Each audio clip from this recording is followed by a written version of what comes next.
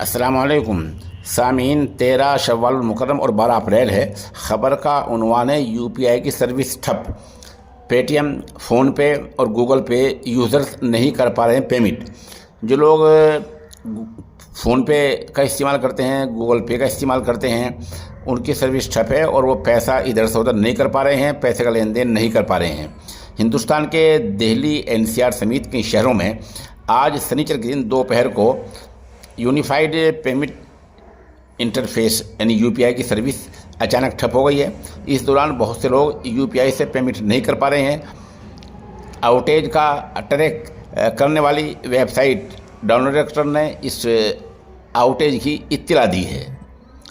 हिंदुस्तान के दिल्ली, एनसीआर और जैसे मैंने बताया बहुत से शहरों में ये सर्विस ठप है। गूगल पे, फ़ोन पे कुछ भी नहीं हो पा रहा है।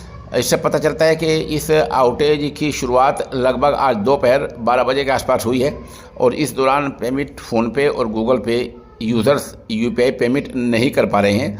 इस दौरान कुछ यूज़र्स ने सोशल मीडिया पर भी पोस्ट की है। उधर यूपीआई प्रॉब्लम को लेकर आज दोपहर 12 बजे के आसपास से लोगों ने रिपोर्ट्स करना शुरू किया है।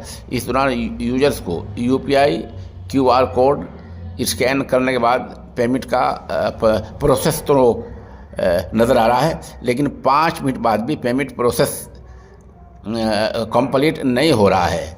हालांकि अभी इस आउटेज को लेकर ये जानकारी सामने नहीं आई है कि इससे हिंदुस्तान के कौन कौन से इलाके मुतासिर हैं।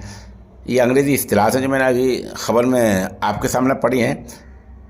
खुलासा इस पूरी ख़बर का ये है, जो लोग फ़ोनपे, गूगल पे से पैसे लेते देते हैं उनका कारोबार फ़िलहाल ठप है।